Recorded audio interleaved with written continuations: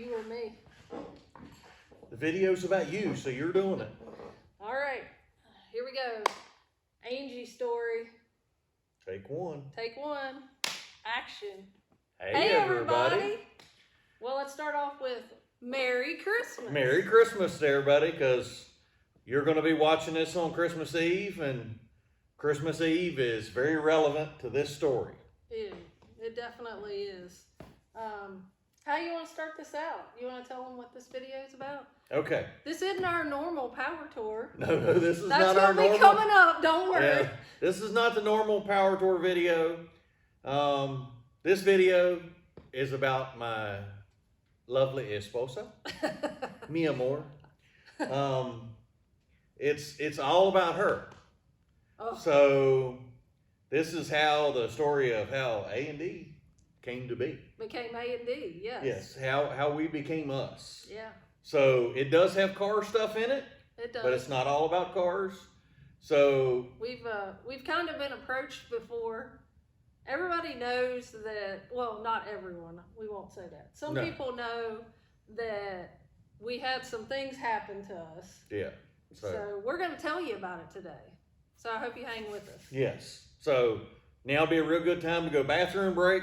Come back, get you a popcorn, because if you haven't heard the Angie story, you're going to want to sit down and pay attention. Y'all know we're all about the snacks and bathroom breaks. If you watched our power tour, yes, we're all about it. So I'll let you start it. Me start? Okay. Yeah, I'll let you start it. So how we got together, we were set up on a blind date. We were. She knew about it. I had no idea. I was clueless, much like I am now. But we got set up, and we went to a local little restaurant called Coochie's, little Italian place. Delicious, by the way. And they have corner booths that are round tables.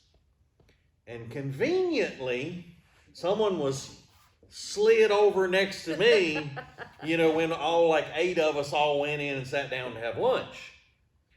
Well, somewhere in the conversation, Angie asked to see the race car.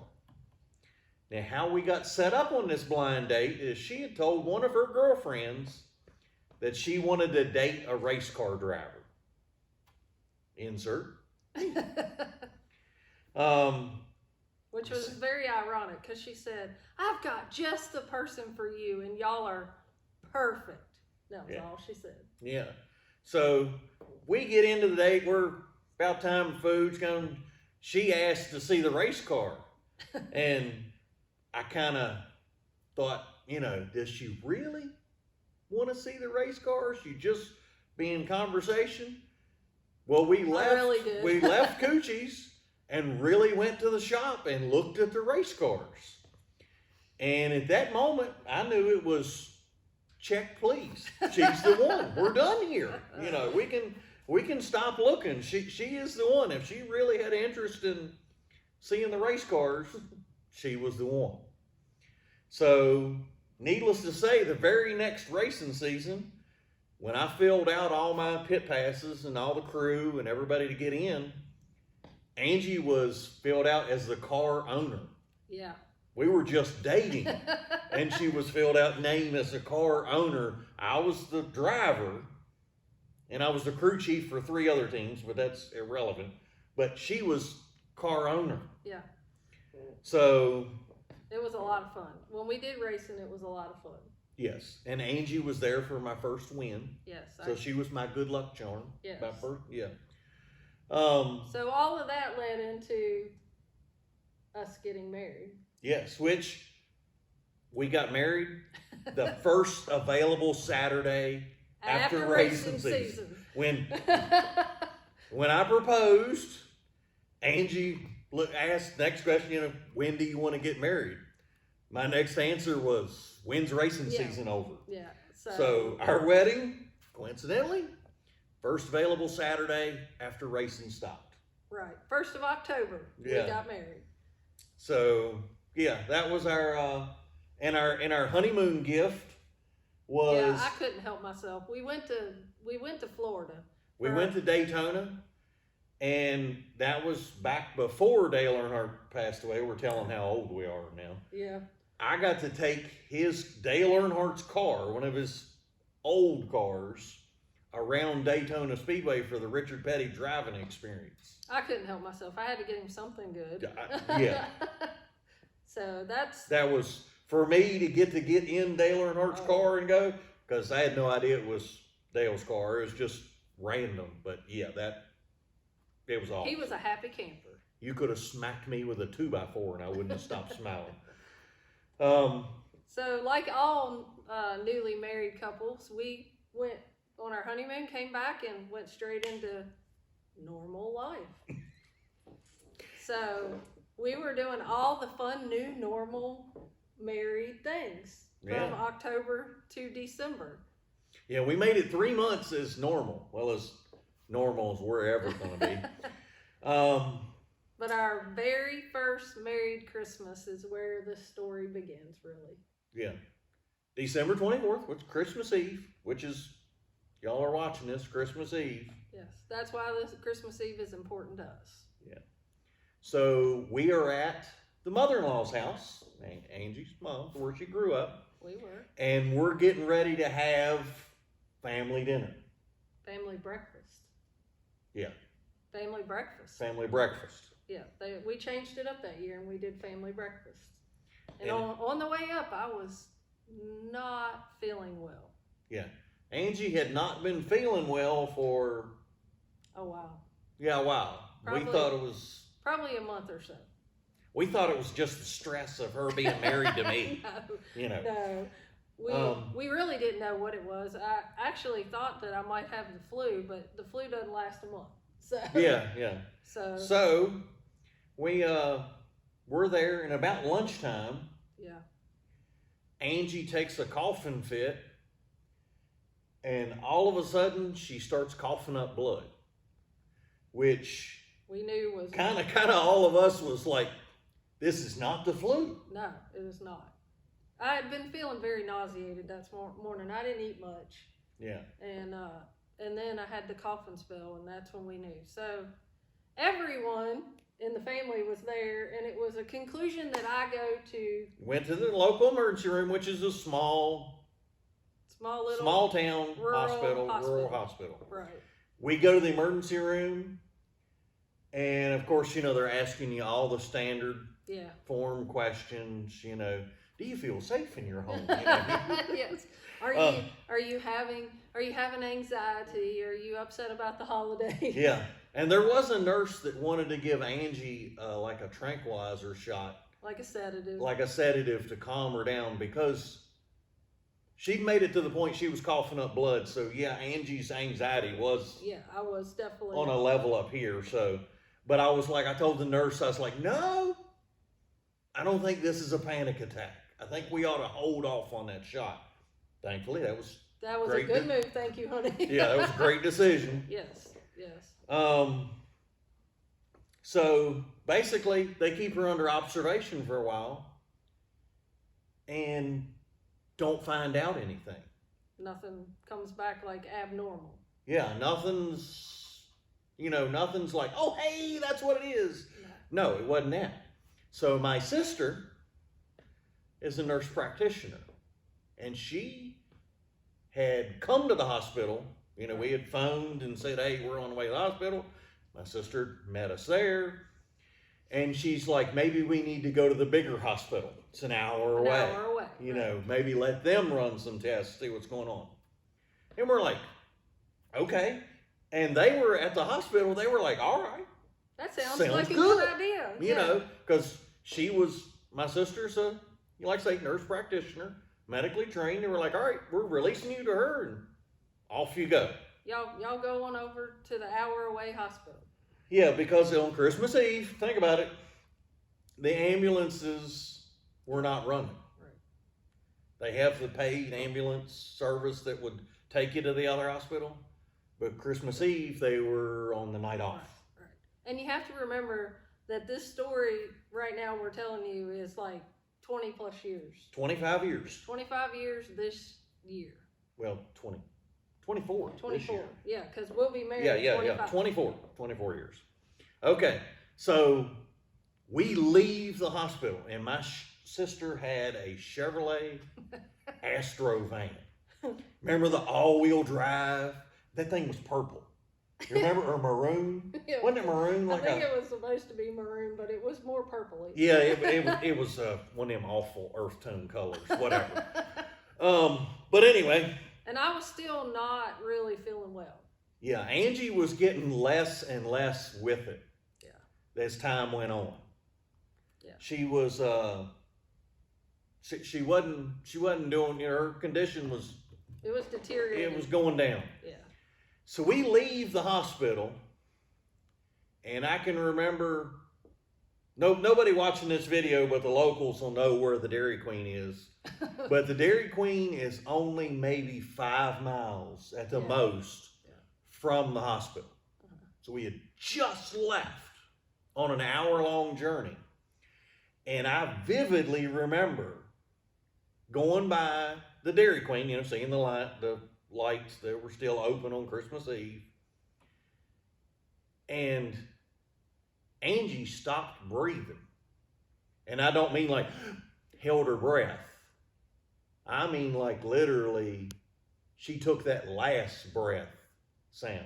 Lights out. Yeah, but she was still, her eyes were still open, but she breathed out and she didn't breathe back in. And I was kind of sitting there and I was waiting because I was holding her in my arms.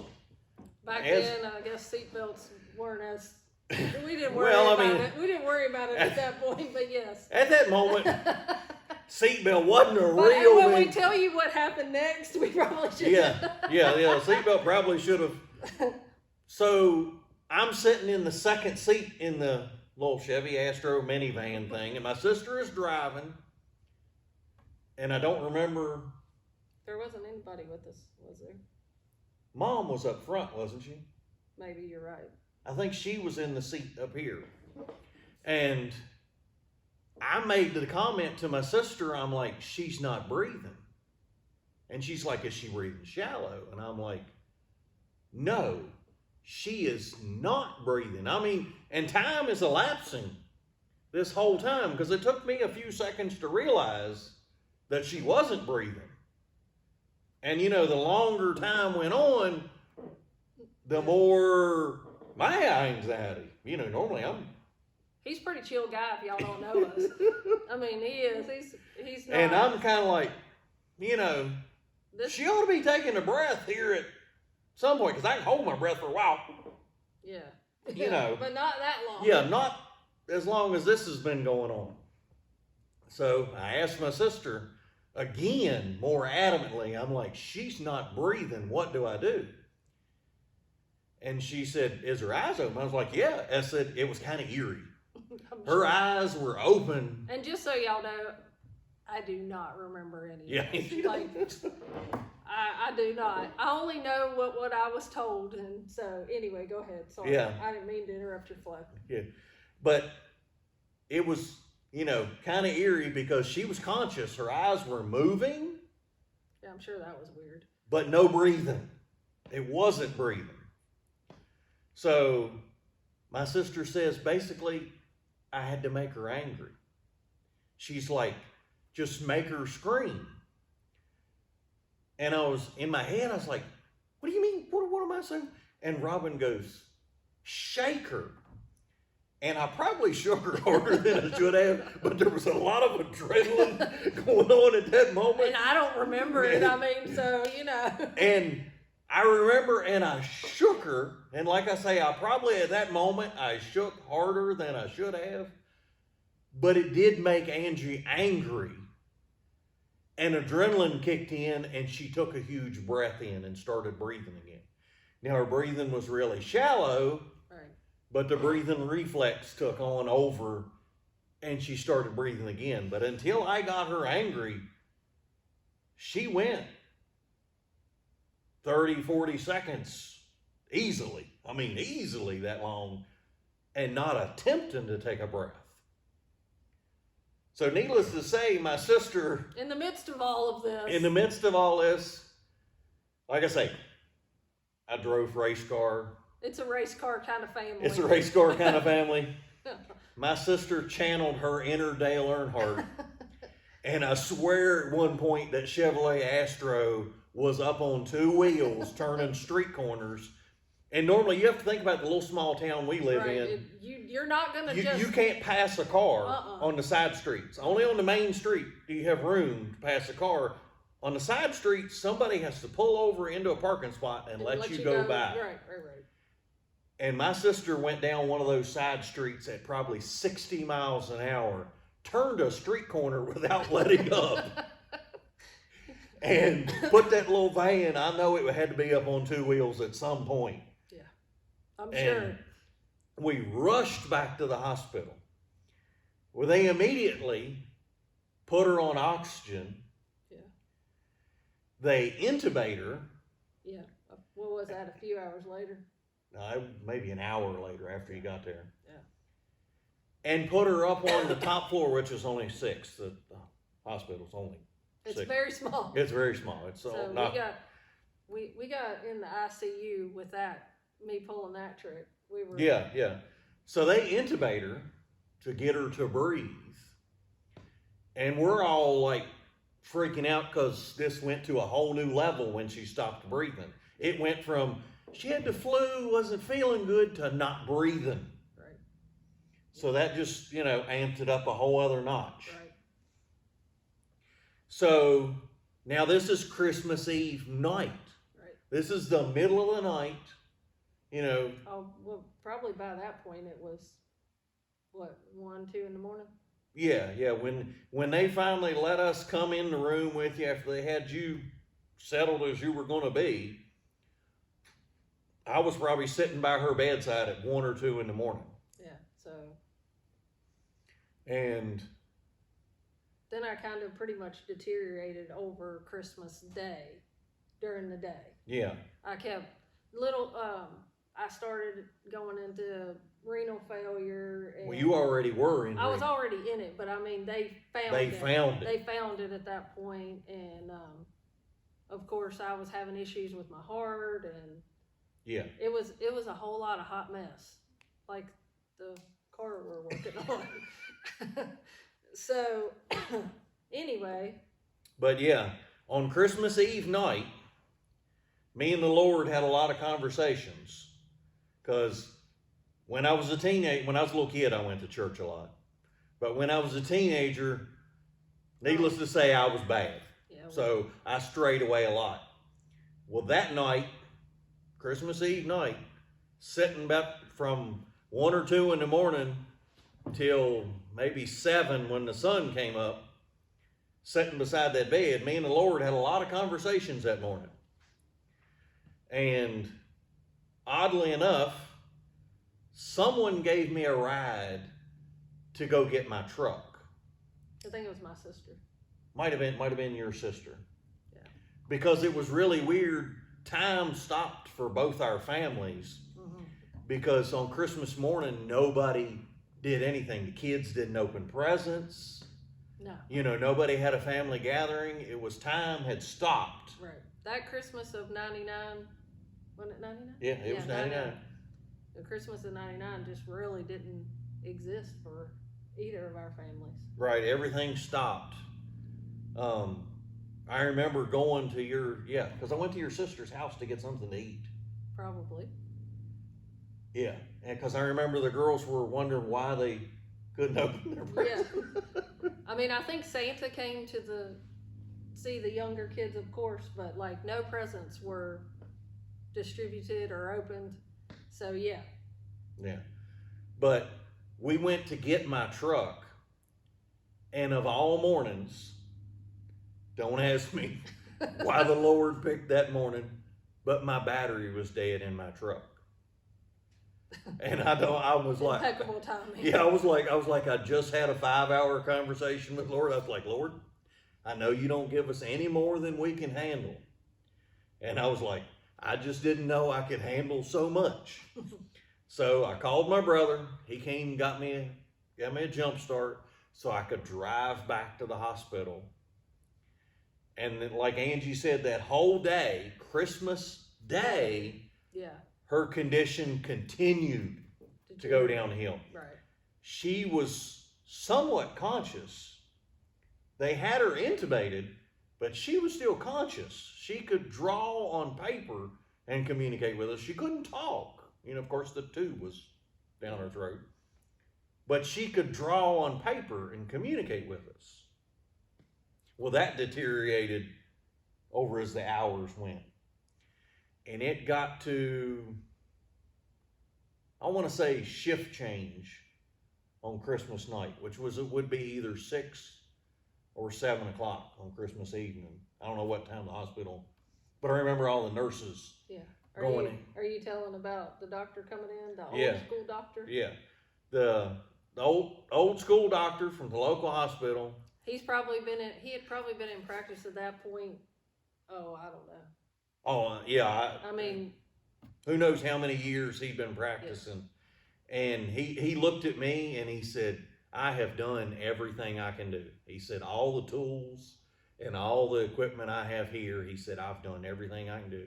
He said, if you want her to live, you're going to have to get her to UVA. Which, if you've never heard of UVA, University of Virginia, it's a medical center. It's a teaching college. Right. An awesome teaching college. Yeah, they did a good job. But he told me, you know, I had to make that decision that I had to get her there. But he was like, I've done everything I can do. And to me, I appreciated that honesty. Absolutely. That he would tell me, you know, because he said, if you don't get her out of here, he said, I've done everything I can do. He said, she's going to die if I don't get her out of here. And I'm like, okay. I was like, all right, what do we need to do? I mean, like, you know, let's, because I'd already I told him the story about us trying to drive to Roanoke, and we went past Dairy Queen, stopped breathing. I was like, I don't think I'm qualified anymore to be transporting her. Well, let's put it in perspective for him. We've been married 3 months. We are how old? You were 25. I was 25. He was 21. I was 21 at that point. So we were very young. We didn't have any idea how to navigate what we were facing at that age. We was good. We was paying rent. Yeah. I'll put it to y'all this way. We had a couple $100 in our checking account. We had $235 in our checking account. And we thought, rent was paid for the month. Yeah. Bills were paid for the month. We had got Christmas presents for everybody. We thought we were winning. We had and I remember, we had $235 left to our name. So if that puts it in perspective. So this elderly doctor really helped facilitate what was about to happen. Yeah. And he said I had to make the call, and which at the time I didn't fully understand what that meant, and I would have still made that decision even if I had understood it. But I didn't understand that the way insurance worked, maybe back then or still now, I'm not sure. We don't want to find out again. Yeah, we don't. But if you make the call for a life flight, that if you ask for it, insurance doesn't have to pay. Right. And that was, like I say, I would have still made that choice, but I didn't fully understand what that meant at that moment. Not that it was important, but I didn't get that concept of why he was asking me. Right. So he made the call, Well, the first helicopter, they said was broke down. Now, years later of reflection, and my brain tells me that I've been on a lot of crews that had to work on Christmas Eve. And not saying somebody would say a helicopter was broke when it wasn't, but I'm thinking there was a crew somewhere that didn't want to have to fly on Christmas night. Right. I mean, I'm just guessing. I can't directly say that, but I know some crews that would have done it. Yeah. And then the second helicopter they did call that was operational flew to the wrong hospital. No joke. I can't make this stuff up. They went to the wrong hospital. Only us. Yeah. So by the time the helicopter does get to Angie, Now they take her and put her in one of the little spacesuit blankets. I didn't know. I wish I could remember that because all of my family vividly. And I didn't know it at the time, but it's like an aluminum foil thing, and it was to keep heat in. Yeah. Because the helicopter was cold. You know, it was December 25th. You know, it's frigid outside. Yeah. It was like a spacesuit blanket to keep her warm, but it looked like she was the Tin Man from Wizard of Oz, aluminum foil. You know. I wish I could remember that. Yeah. And the crazy part was she came, remember we were on the 6th floor. She became conscious enough that she heard the rotor blades of the helicopter and wrote on the paper, "Is that for me?" So she was with it, some and not and some, but she knew the sound of that helicopter was for her. And needless to say, she flies and gets to UVA, which is in Charlottesville. What was it, like an hour flight? No, on the flight, you're like 20, 25 minutes. I didn't realize how long it was. Now, us, normally, when you drive it, it is an hour 30, hour 45 minutes driving. Okay? Insert medical emergency. Insert medical emergency, family full of race car drivers. I wasn't driving. I was riding. But her mom had a red Cadillac. And her brother, I believe your brother was driving. I think he was. I think he went off. Now there is a hairpin cloverleaf exit ramp in Charlottesville. You've all seen them, big city cloverleaf exit ramps that you're only supposed to be doing 25 miles an hour on. I think he tried one at about 95. And Cadillac's got nice soft suspension. You ride down the road floating on air. It really was a nice riding car. Until this event. And basically he comes off that ramp, and I'm pretty sure that the right rear tire was off the ground. That soft suspension had rolled that Cadillac. We were all in the car going. And your sister and mom were with y'all still in the Astro van. Oh, yeah. So the Astro van and the Cadillac were flying down. Yo, they were flying low on the radar. I'm telling you, on Christmas night, I am thankful there were no state troopers on the interstate because we'd had a lot of explaining to do. Oh, gosh. But now, mind you, they've had the time to work on Angie before we got there, okay? Because it takes, she flies her, boom, she's there.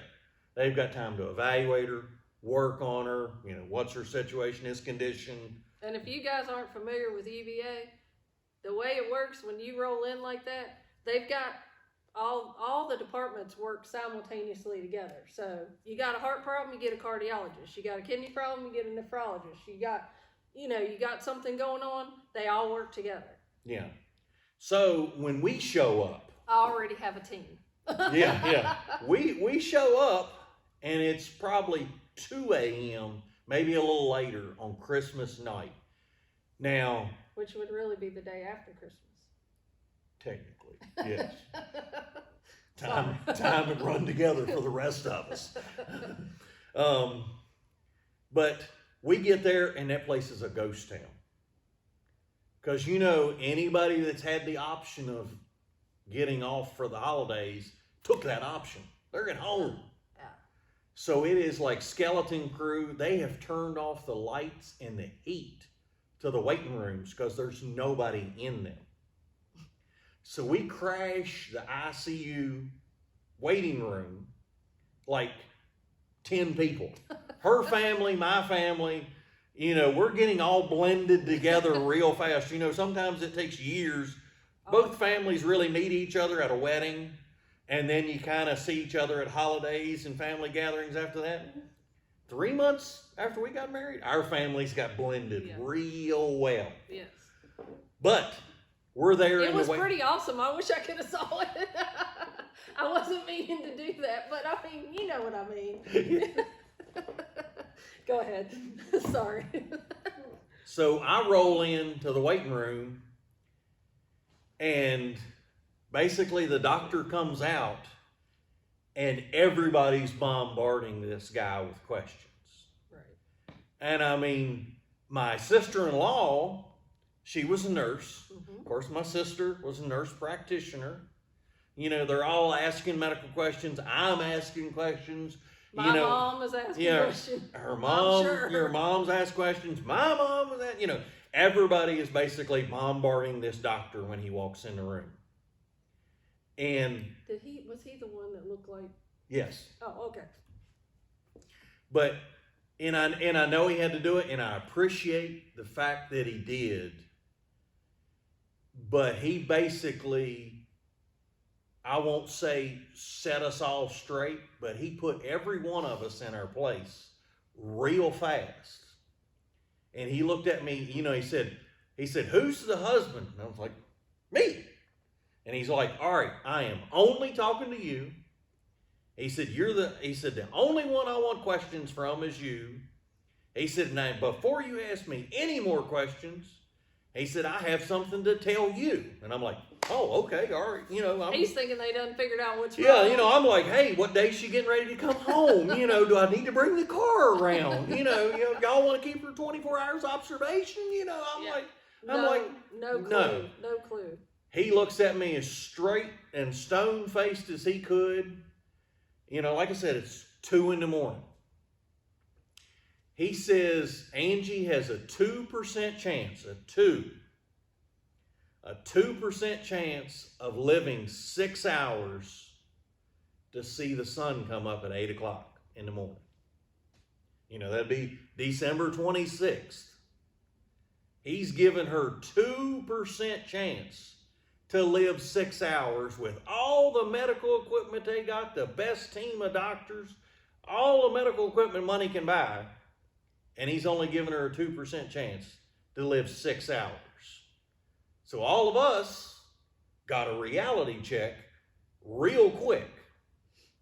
So basically all of us just shut up as in shock, and I was like, "Well, you need to stop talking to us and you need to go in there and do what you can." He was like, "Okay."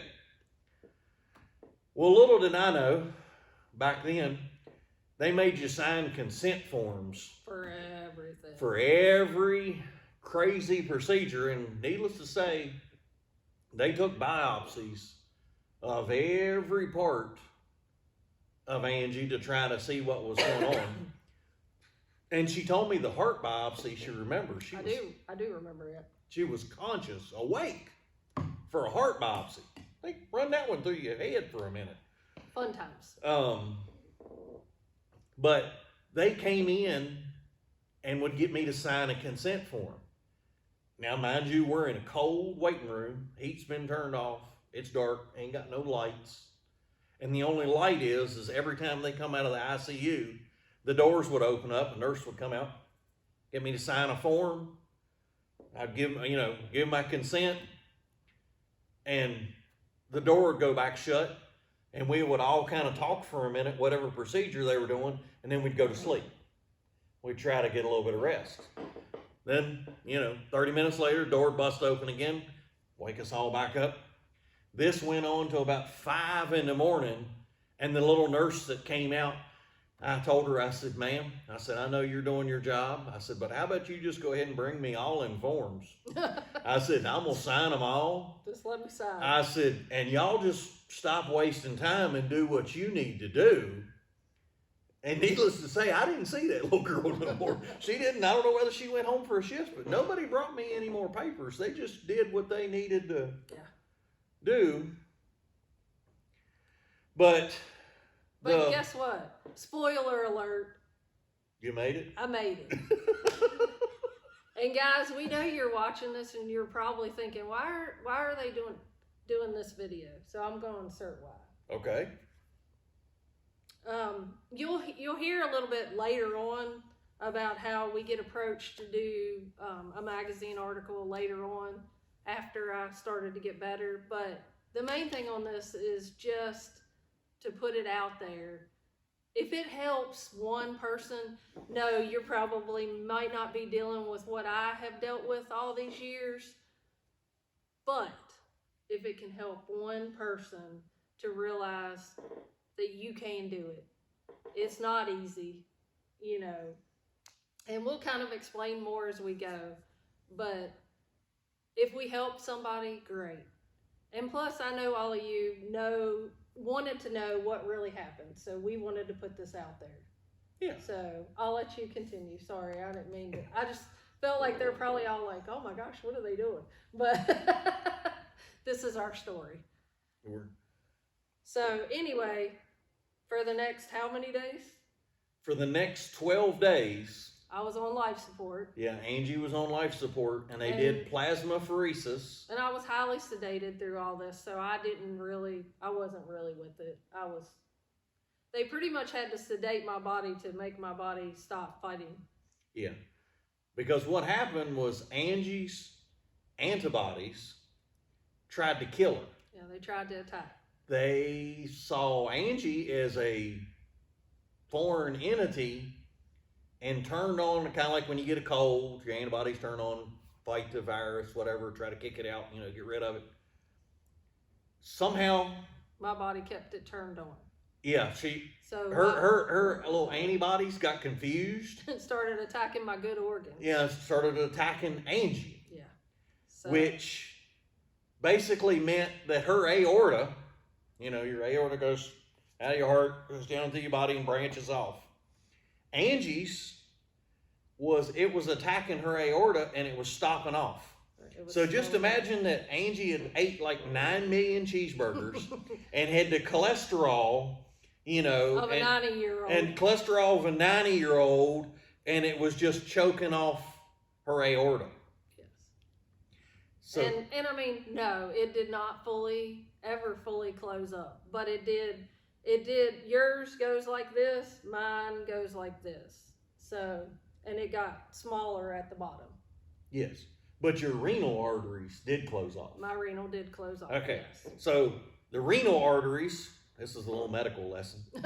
Renal arteries are the ones that go off and feed the kidneys. Right. And here's where we're going to get in like car thing. Your kidneys are like the oil filter. It takes out all the bad stuff. Right. All right. If your body senses the oil, sense blood, is not getting cleaned, it makes your heart pump faster to get more blood to the kidneys.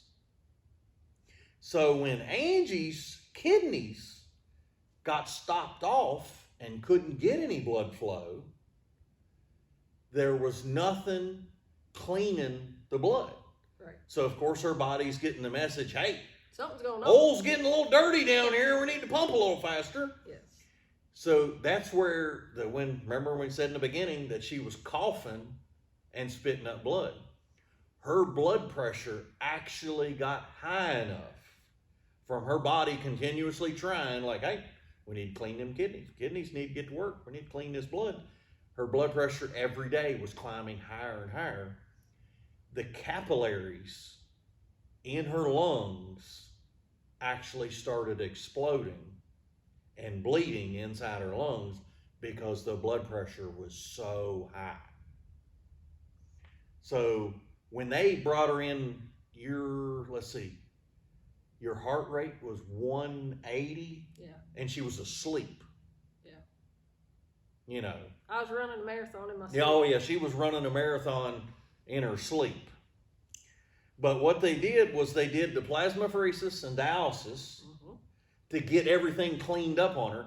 And they did the plasmapheresis to get her antibodies out because they were all angry. Right. They were angry antibodies. Right. So then they gave me all new ones. Yeah, they gave you, after 12 days of cycling out, I think they got them, enough of them. And what they did was they figured out, what's the name of your disease, my dear? So my disease is actually called Takayatsu arteritis. And that's because a little Japanese guy discovered it, so he got to name it. He got to name it. And to be perfectly honest with y'all, the right doctor was on call when I came into UVA. He knew that I had some form of a autoimmune disease. Mm-hmm. He didn't exactly know which one. So in this 12 days of them doing plasma and pheresis, they would come in to David and my family and they would say, maybe she has this one, or maybe she has this one, or whatever. Well, back in the day, they didn't have cell phones. And Well, they had cell phones, but not smartphones. not smartphones, excuse me. So my brother and sister and my family would have to go over to the university and they would look them up every day.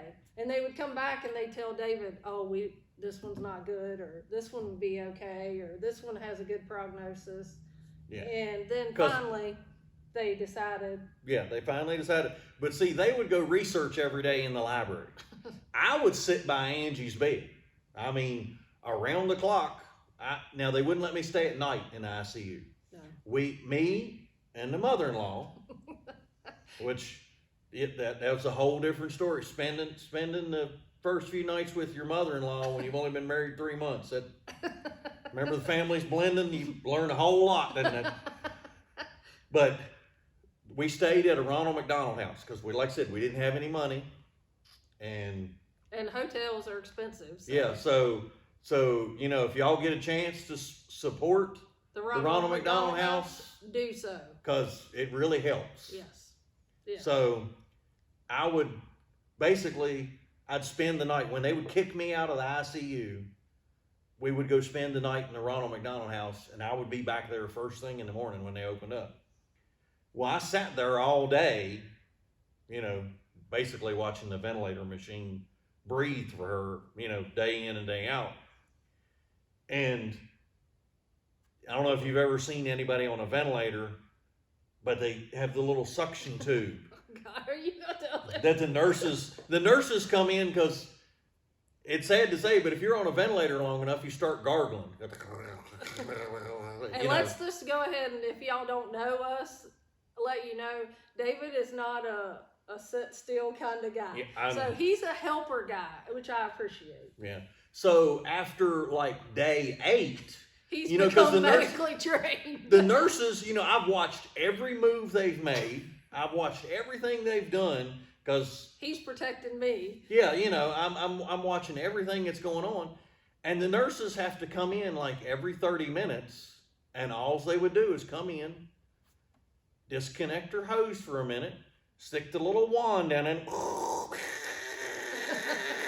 suck all the stuff out, hook her back up, and go back out of the room.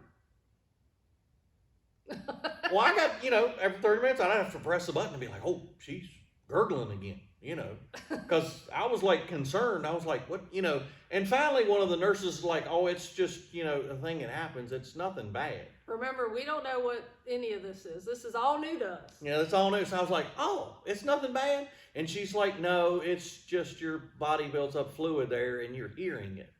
So we just suck it out. And I was like, oh. So I'll watch him do it a couple more times. And then I get tired of, having to press the button and wait for them. They got busy one day. So I decided I would start doing it. Dr. Hurt in here. Yeah, so I'd disconnect Angie. Put it back. And one of the nurses finally catches on. She's walking by, and I'm like, she's like, what are you doing? I said, well, she was gurgling. You were busy. So when, David is still known to this day as, and he really is, the best husband around. And when he's always good to me every day, but when I'm in the hospital, he is Johnny on the spot. He is there. They probably still talk about the time I woke up. All right. In the hotel, when she got moved out of ICU into a regular room, I could spend the night. Yeah, finally. So I just stayed in the room. I didn't have a bed. I slept on the floor. And one day when they moved her, we got a window seat. Yeah, we got a room that had this like little shelf there at the window. And it wasn't big enough for a bed, but I could let my feet hang over and I could sleep on it instead of being on the floor. So in the middle of the night, I claimed that. I would get me a little blanket out of the closet, lean over, check on Angie. She's still breathing. Okay, all right. I rolled over, kind of like a lot of people do, and while you're sleeping, you roll over. Well, when you're on a window seat that big, and you decide to roll over, you're going to the floor. And I woke up that far from the floor because in my little dream, I had the sensation, you're falling. Then that sensation became really real when that floor smacked me right in the face. I'm not laughing at you. I'm laughing. Oh, yeah. She was laughing at me that morning. But yeah, the nurses they still probably talk about that one. So, well, we kind of got sidetracked on that, but let's tell them about Takayatsu arteritis. Okay. 1 in 7 million women get it. I hit the lottery. Yeah, so they always say, your wife, mi amor, my love, is, your wife's 1 in a million. No, mine's 1 in 7 million. Mm-hmm. So interesting facts about my disease. Most people do not survive the first attack because they don't know what it is. They go into the ER just like we did, but they don't have the capability to realize they need to maybe go to a bigger hospital that can handle or that. misdiagnose whatever. And they do not. It's actually it's actually 70%. 70% of the patients that have it don't make it through the first attack. Now, the interesting fact about Takayatsu arteritis is it actually goes dormant once you get it under control. It's still in with you. It's never cured, but it's dormant. Yeah. But you can't. Yeah, they call it. It's turned off. But you can relapse, and people that generally relapse and have a second attack, it's even a higher percentage of not making it through the second attack, because generally the second attack is even worse than the first attack. Yeah. 90% of the people that made it, of that 30% that made it through the first attack, 90% of those people don't make it through the second one. So Angie's really in there. I'm very lucky. She's and I know how lucky I am, believe me. But I finally got to leave the hospital in late January of that next year. And our parking bill, because the Cadillac, remember the Cadillac we mentioned earlier? This is no joke. Now, because she was a patient, that they told me that, we didn't have to pay the parking bill. But when I gave him the little parking slip that he had kept for all those days, I'd kept it in the car. When we pulled in, we put it on the dash. The Cadillac had never left. The other family vehicles had went and come and gone and left, but I'd never left the hospital. I'd never gone anywhere for 19 days. I'd never left. Right. You and my mom hadn't left. Yeah. So. Because mom never left either, right? No, she didn't leave either. Yeah, I didn't think so. Okay, go ahead. We went to leave the parking garage, and the parking bill was almost $700. And the little guy was like, he's like, boy, I'm glad you got that patient slip, because they gave you a little. They gave you a little slip. A little coupon, basically said you were a patient, not just a visitor. And he's like, boy. He's like, I'm glad you got that little patient slip. He said, you wouldn't want to pay this. And I remember seeing those little LED numbers. I think it was like $744 and 1 cent or something. I was like, ooh. Yeah, that would have been rough. Yeah. So I left. I finally they let me go from the hospital. I was under the care of 8 doctors at that point in time. And when I left, I was on 19 pills a day. Yeah. And I stayed on 19 pills a day for a number of years. Quite a long time. Because the main medication that takes care and keeps me in remission is steroid treatment. And any of you know, if you're on a steroid, you can't just stop that. So I actually, in the past 3 years. Oh, 5 years. 5 years, okay. In the past 5 years, I finally came off of that. But time flies when you have fun. I know it does. But yes, we came home. I was a whole whopping 96 pounds when we got out of there. And So we lived on, I remember our apartment that was, rent was paid for that month.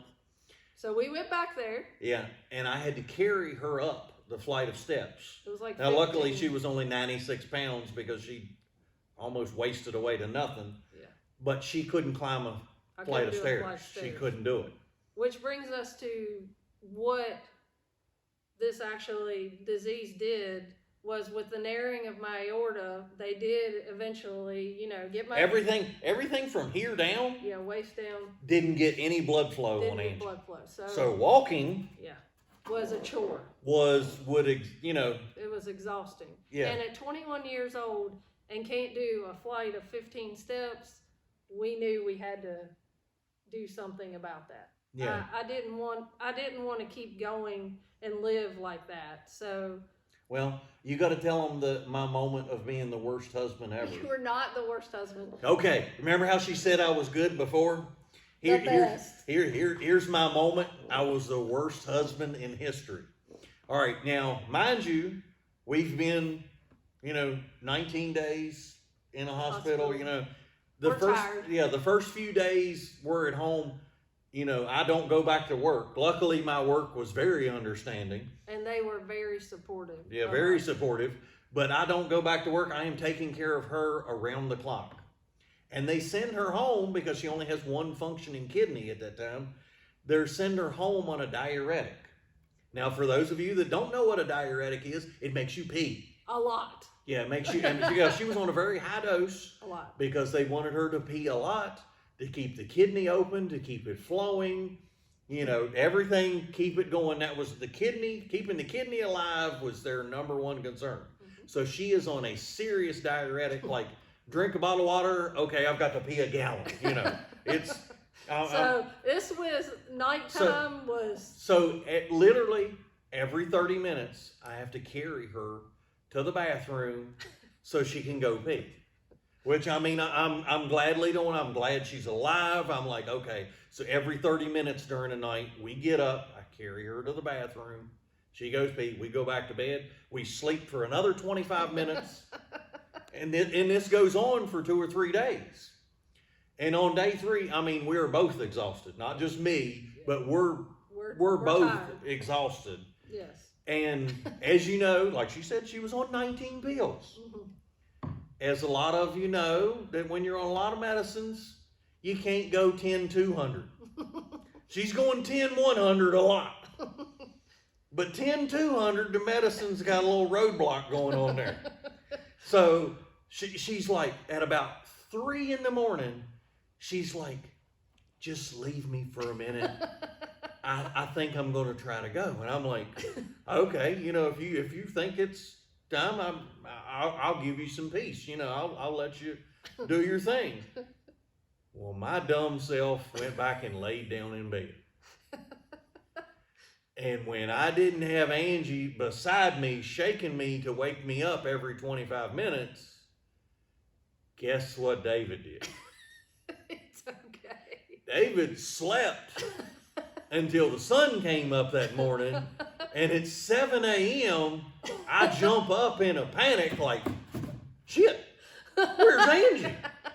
And I run in the bathroom. Now, mind you, she's been on a ventilator for 19 days. She doesn't have a voice. I couldn't holler. She can barely, get up. She can barely And talk. the bathroom was on the opposite the bathroom was on the opposite side of our apartment.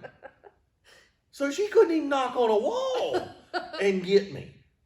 So I run in there, and basically, she has fell asleep, sitting on the toilet, and she looks at me and she goes, I can't feel my legs.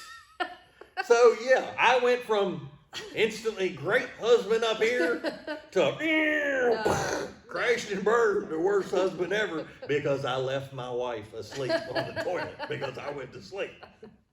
But no, we had been through so much, and during that time we were both exhausted. Oh, it was both just terribly exhausted. So my legs did come back around after all that, but we ended up about 10 months later. Because the walking didn't get any better.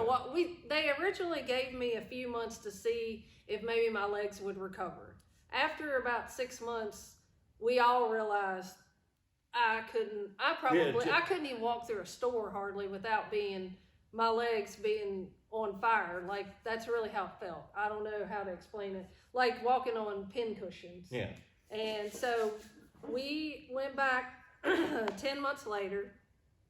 And you got to say it. How do you say what you had? I had double bypass done, femoral to aorta, which means that they actually put a graft in my aorta to make capillaries to go down to my legs to increase the blood flow. Yes. Is that correct? I got a picture of that too. I know you do, but I don't know where it's at. But maybe he'll find it. Yeah, I got a picture. It's an X-ray, and it shows the little staples inside on her aorta. The graft doesn't show up, but because it's an X-ray, the staples show up, and they look like they're hanging out in midair. Yeah, I remember. So I came home from that, and before I even went to have that done, we made the decision because they told us I wouldn't be able to do steps for a while I was recovering. So yeah, you wouldn't be able to do anything while you was recovering. I came home with about 47 staples. Oh, yeah, she was cut from here all the way down and both legs. So they could get to the aorta. It was a huge recovery time for me, but we decided, my mom was gracious enough to let us move in with her, and so we left our apartment, which, not so fun fact about that, 1 month later. Yeah, 1 month later after we moved out, and remember, I had to carry up the flight of stairs. Yes. We were on the second floor. Our apartment burned to the ground. So the good Lord has definitely watched over us. Because there was no way, to say the least, that Angie could have gotten out of a burning apartment. Gotten down the flight of stairs and gotten out of the house on her own. If I had been at that time, I had gone back to work. You know, from 8 to 5. And she couldn't have gotten out before it burned.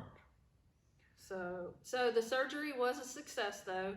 I had to do a lot of rehab and things, but I did get blood flow to my legs. I still, to this day, I am actually one of the youngest patients that they've ever done that surgery to. So we asked them, we did way long ago, we asked them how long that surgery was supposed to last. Because it was a horrible surgery. Yeah, because, well, it was a horrible surgery, and Angie didn't really want to go through it again, but we were kind of like, how long does this last? How long does this last? You know, how long is this good for? And he goes, well, we're not really sure. So. He said, you're one of the youngest people we've ever put it in. He said, usually everybody we put this in dies of old age. Right. And we were like, oh. Interesting. Yeah, fun fact. Yeah, fun fact. But anyway, after that, we really tried our best to get back to what we call normal life. Yeah, normal for us. Normal for us, right. So we started building our home, which is what we're in now. I went back to work after a few years. It was probably a year after my surgery, or a couple. Yeah, probably a couple years. I went back to work, and for the next 8, 9 years, we lived pretty normal lives. You know, we both worked. We built our home, which that took a lot of our time. And we worked on. They always say, if a marriage can survive building a home, but we'd already survived this. The home was cakewalk. Yeah, for sure. So, and we worked on cars during that time, but they were our cars. But yes, we actually gave up racing because I really couldn't handle we raced dirt tracks, so it was very much due to her my lung issues. We couldn't really go back. She couldn't go to the dust. And everything, it wasn't. So we kind of switched gears and went more with the classic cars. And really, in the grand scheme of things, we can go to a car show and bring our stuff home, and generally it's in one piece. Okay, don't bring up about Sid at this moment, but generally we can. You go to the dirt track, and that doesn't always happen. But anyway. Too soon? Too soon. Wound still fresh? Yeah. As it's on jack stands. But anyway, if you haven't watched that video, you have to watch it. It's hilarious. But then, I guess, what would you say? My job was... Your job was a little stressful. Yeah. And it turned her disease back on. And I was in Georgia for work. and my sister called me, remember the nurse practitioner, she called me and said that she was rushing Angie to the hospital and I needed to get there.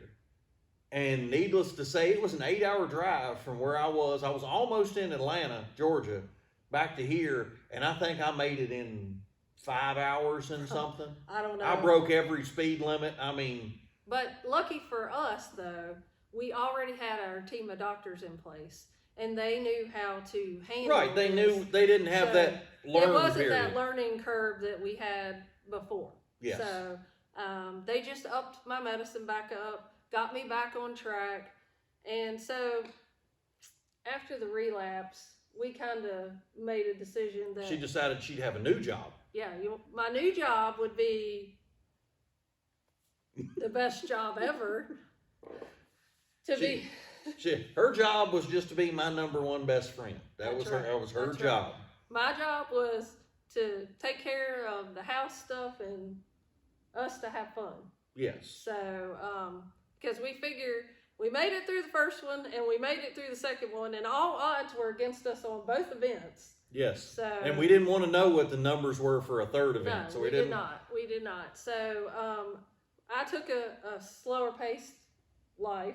Yes. And actually, I've been doing really well. And in 2017? Yes, in 2017, they approached me with the magazine that is the University of Virginia magazine called Vim and Bigger. I'll insert the pictures. And they approached us to do an article for the winter issue of 2017. And they asked us if they could just do a story on us. Because most of my doctors had apparently reached out and said that we were very compliant. I take my medicines, I do what they asked me to do, and that I'm doing really well. Now, before this, Angie has an article in the American Medical Journal written about her. But since it's the American Medical Journal, they don't insert patients' names to the HIPAA. No. They just state all the facts of the case. This one, we got to really be us. yeah, since it was an article for Vim and Vigor, the magazine.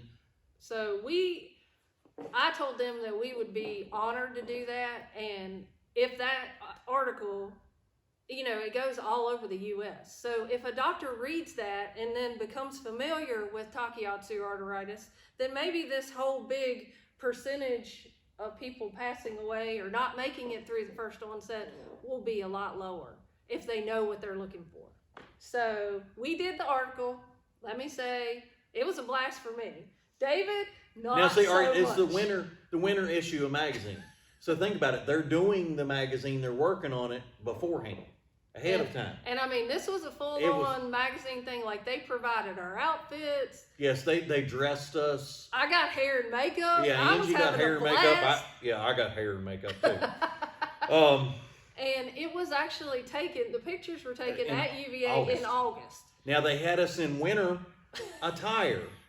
Okay, you'll see the picture of what I'm wearing, and you're going to know, no, David doesn't wear that on a normal basis. And it's August in Virginia. And it is 90 degrees. It was more than 90. And they've got me dressed more than this. So needless to say, while I'm standing in the sun waiting on hair and makeup over here to have her moment, I'm standing there sweating. They get ready for the photo shoot, and this little production assistant runs up to me and goes, "Oh, you're sweating." "Oh, you're sweating." And she takes, now granted, I don't have a hat on, and I'm standing just like this. And she takes, goes, "Oh, you're sweating," and all of a sudden I hear, takes roll-on deodorant and runs that stuff across my forehead, right here, back and forth, and goes, "That'll stop you from sweating." And I just looked at her, and I was like, "No, you didn't just put roll-on deodorant on my forehead." And she just runs off and goes, and they're like ready to take a pictures. And I'm like, I got deodorant on my forehead. Hey, I was having a blast. Every time I got a little bit of sweat, they came in and put a little powder. I didn't get I got the right guard across my forehead. But we it was really fun, and it's a really great article. It's really it's written well. It kind of tells our story, and they can't, due to HIPAA, and everything, they can't tell us about the other patients that they've had at UVA that have Angie's disease. They told us that there are a couple, but they won't, obviously with HIPAA you can't. But they said out of the ones that they have, Angie's doing the best. Yeah. They did tell us that. And they said mainly because Angie's compliant and taking the meds and doing the stuff that they ask is probably why she's done the best she has. And it's not easy, guys. I'm not going to tell you it's easy. We go to UVA now it's about every 6 months, but before, it was every 3 months. COVID kind of backed them off on that. Right, it did. And so that kind of brings us full circle to when COVID hit. Now, mind you, during all this time when I was home and I wasn't working anymore, obviously we were a one-income family. And David had to travel a lot. So if y'all all know us, y'all all know his stories of when he was on the road. And David had to be on the road a lot because we had to make ends meet some way. So COVID hits and David gets to stay home because the world shut down. So we enjoyed that so very much. We enjoyed getting to be together. It's not every single day. Yeah, it wasn't that we weren't together when he was traveling, but there would be weeks at a time where he would be on the road, and I would be here and he's wherever, all over the world. So it was nice that he was home and we got to spend every day together. And so I guess we have to tell y'all that one morning at our breakfast table, I was looking out the window, looking down, and I was looking out, and I was thinking about the things, when I clocked out that evening, I was going to come down here and work in the garage. What was I going to work on? And the thought occurred to me that I was like, we need to make this a reality. Yep, we both. I need to do this for a living, that I need to be here every day, because they came back and they were starting to send me out on the road again. Yeah, we knew our time was shortening and that he was going to have to go back on the road, and both of us were dreading it. Yeah. I did that last trip to Korea, and that was like I was putting that last nail in the coffin. Yeah. I came home to her and I said, we're going to figure out how to make this work. So at our breakfast nook that morning was actually when AnD Hot Rod Shop was born. Yeah, that was... We both sat there and we looked at each other and we both said, we love being together every day. We're going to do this together and let's make it a reality. And that's exactly what we've done. So, when we end our videos and we say, thank you, Lord, thank you for today, there's a reason that we're grateful for every day, because it could have been very easily, any one of the things could have happened. Oh, any misstep. Yes. And we wouldn't have had all these days together. Right. So we're grateful for every one of the days we have. It's why we go on Power Tour, why we take the crazy road trips and that make no sense and just drive everywhere. Literally we drive the wheels off the car. But too soon. Too soon. Yeah, too soon. But we, all of this happening made David and Angie who we are today. But all of this also made AnD Hot Rod Shop. Yes. And I told her when she woke up, when she woke up, I told her. Oh, he did do this. This is. I made sure she was good and conscious first. But I told her that she could have believed me. Because just 3 months before, we had done our wedding vows. In sickness and in health. For richer, for poor, for better, for worse. And I told her, I said, she could have just believed me. She didn't have to try all those out, all in one period. Sorry. But guys, really cherish the time you have with everyone. Yes. Because in the blink of an eye, everything can change. Believe Yes. me, we know it. We know it well. So we hope we haven't bored you to death on this, but this story is so important to us during the holidays. We cherish Christmas. Yeah, Christmas is special anyway, but it's really special to us. Yes, very much so. But guys, just enjoy every day, have fun, laugh. Yes. You know, don't worry. I say this a lot. You know, during the holidays, it's easy to do. Like, it seems like something happens. You burn the turkey, you burn the ham, the cat knocks the tree over, the kids are running around crazy. Enjoy the craziness. Yes. Because it could be on a whole nother level of crazy. On a whole nother level of crazy. So, but we hope you enjoyed this. And we hope for the ones that tuned in thinking it was a Power Tour video. Don't worry, we got you. Don't worry. We're coming with them in January. Yeah, Don't worry. January's not that far away. Yes. We're coming with more Power Tour videos. Yes. And hopefully we're going to see you June. We're going to see you out on Power Tour. We can't wait to see all of you. Yeah. Lord willing and the creeks don't rise, we're going to be there. I'm telling you, we had a blast on Power Tour last year. It was so fun. It was so fun to meet all of you guys. So yes. If you're watching and you're going on Power Tour, make sure you stop and say hey. Yes. Because we thoroughly enjoyed everybody. Yes. Talking to them, seeing them. Yeah. Yes. Don't hold us to names though. We're awful with names. But I am terrible with names.